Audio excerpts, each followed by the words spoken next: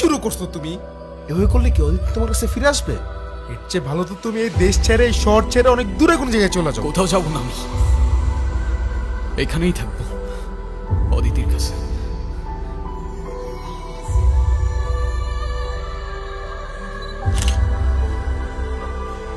জমিটা কি নিতে পারছো?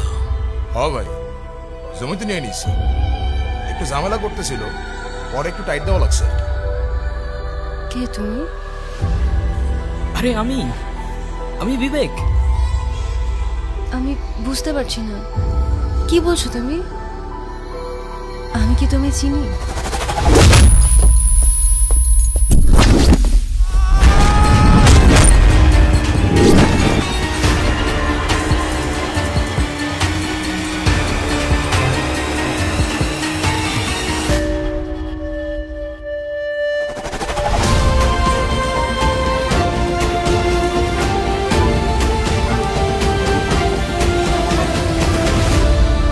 অদিতি